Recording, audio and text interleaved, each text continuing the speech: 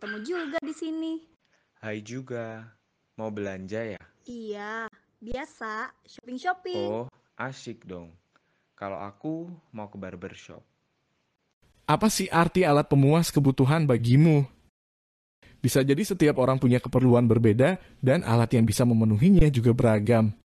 Selain itu, dengan adanya perbedaan budaya, usia, jenis kelamin, fisik dan lainnya, rata-rata orang pasti punya perbedaan jika menyangkut soal kebutuhan. Ya, seseorang dalam menjalani kehidupan sehari-hari pasti memerlukan berbagai barang dan jasa untuk memenuhi kebutuhan hidupnya. Barang dan juga jasa yang kamu butuhkan untuk memenuhi kebutuhan tersebut sangatlah banyak dan bermacam-macam jenisnya. Hai sahabat studi ilmu sosial, tahukah kamu tentang alat pemuas kebutuhan hidup manusia? Sebelum lanjut pada materi, bagi kalian yang belum subscribe, jangan lupa untuk klik tombol subscribe dan lonceng untuk mendapatkan update video-video pembelajaran terbaru.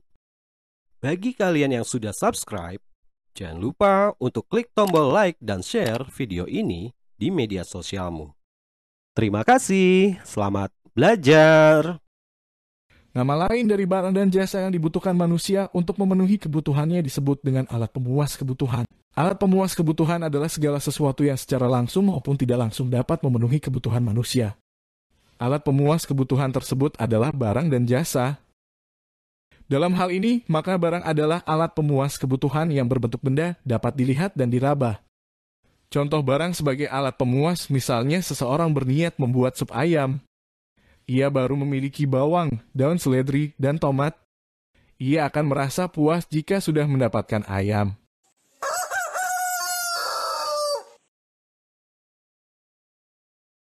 Sementara itu, jasa dalam hal alat pemuas kebutuhan bersifat abstrak, tidak berwujud, tetapi perbuatan atau kegiatannya dapat dirasakan dan dimanfaatkan manusia. Simaklah ilustrasi berikut ini. My Holiday Story.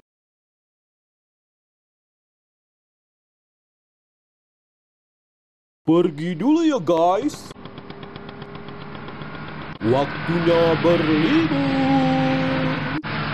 Aduh, mogok.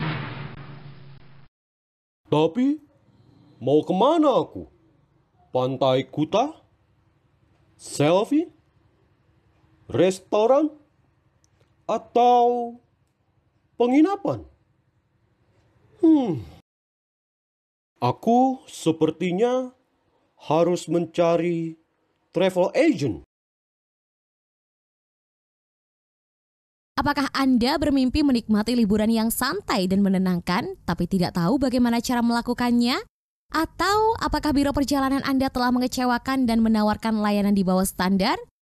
Berpergian ke tempat baru bisa sangat menegangkan, menyita waktu dan biaya. Inilah sebabnya mengapa Anda perlu menggunakan agen perjalanan terbaik yang akan menangani semua hal mendasar yang terkait dengan perjalanan Anda dan memastikan Anda menikmati perjalanan Anda semaksimal mungkin. Kami memiliki pengalaman bertahun-tahun dan telah membantu klien kami menikmati liburan yang menakjubkan. Kami bekerja sangat keras untuk menghilangkan semua gangguan yang berhubungan dengan perjalanan, memungkinkan Anda menikmati perjalanan Anda dengan tenang tanpa perlu khawatir lagi. Hubungi kami hari ini dan izinkan kami mengubah perjalanan Anda menjadi pengalaman tak terlupakan.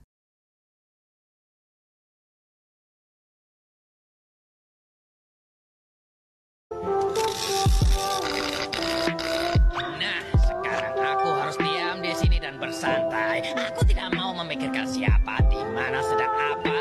Aku tidak peduli apapun. Manusia memanfaatkan jasa agen perjalanan wisata untuk menikmati hari libur ke tempat-tempat wisata. Dengan agen perjalanan wisata, kamu bisa memilih paket berlibur kemanapun dan memilih fasilitas-fasilitas yang ditawarkan, seperti transportasi dari tempat asal ke tempat wisata, penginapan, hingga konsumsi di tempat tujuan wisata. Pokoknya aku akan bersantai. Macam-macam alat pemuas kebutuhan hidup manusia. Alat pemuas kebutuhan dapat digolongkan berdasarkan wujudnya, kelangkaannya, hubungannya dengan barang lain, tujuan penggunaan, dan sifatnya, alat pemuas kebutuhan menurut wujudnya. Menurut wujudnya, alat pemuas kebutuhan meliputi dua jenis barang berikut. Barang konkret yaitu segala sesuatu dalam alam yang berwujud serta dapat dilihat dan diraba. Contohnya rumah, gedung, mobil, motor.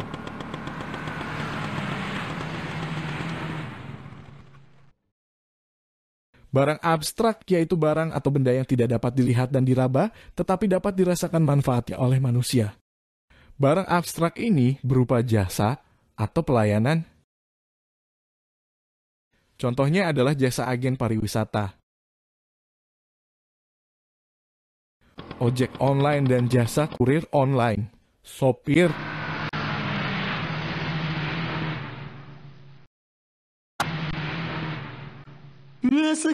buah segarnya, yang lebar, ayo makan. pedagang, Buah segarnya, yang lebar, Beli ikan, berapa sekilo? Sekilonya 13.000 aja, Nak. guru, Apakah ada yang ingin bertanya atau memberikan pernyataan? Saya, Pak. dan dokter. Hai, Dokter Anas. Hai juga Dokter Henry. Alat pemuas kebutuhan menurut kelangkaannya. Menurut kelangkaannya, alat pemuas kebutuhan meliputi 3 jenis barang, yaitu sebagai berikut. Pertama, barang bebas atau barang non-ekonomi, yaitu barang yang dapat diperoleh tanpa pengorbanan dan jumlahnya tidak terbatas. Contoh air, udara, dan sinar matahari.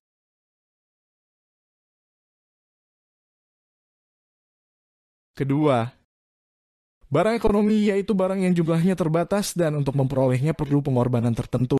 Contohnya adalah rumah, sepeda, laptop, smartphone, makanan dan minuman. Ketiga, barang elit yaitu barang yang jumlahnya berlebihan dan harus dikurangi. Contohnya adalah bencana tanah longsor, air pada waktu banjir, Tolong, banjir bandang! Ayo, cepet dayung.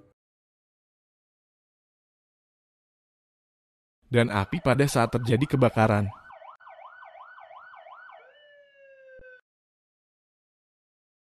Alat pemuas kebutuhan menurut hubungannya dengan barang lain.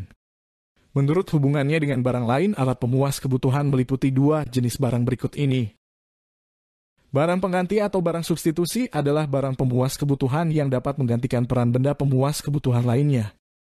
Namun hal ini tidak menghilangkan nilai kegunaan dengan barang yang diganti.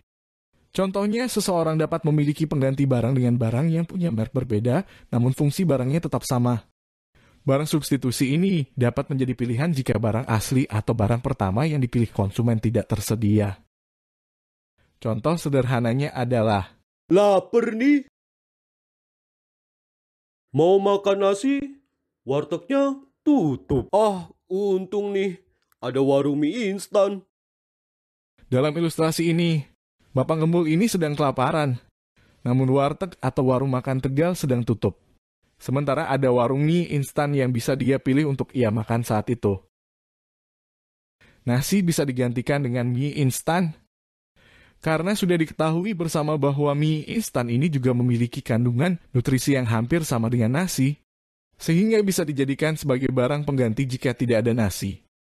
Di samping itu, untuk memasak nasi membutuhkan waktu yang lama dan nasi perlu makanan pendamping seperti lauk dan sayur. Sementara memasak mie instan tidak banyak membutuhkan waktu dan bisa langsung dimakan tanpa makanan pendamping.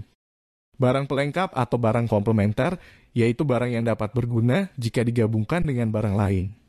Berdasarkan fungsinya, barang komplementer merupakan sepasang barang yang memiliki fungsi saling terkait. Dengan kata lain, bahwa barang asli harus memiliki barang pendukung. Contoh barang komplementer adalah mobil dan bensin. Mobil tidak akan bisa berjalan tanpa diisi bensin, begitu pula bensin yang tidak bermanfaat tanpa barang utamanya. Alat pemuas kebutuhan menurut tujuan penggunaannya. Menurut tujuan penggunaannya, alat pemuas kebutuhan meliputi 2 jenis barang berikut.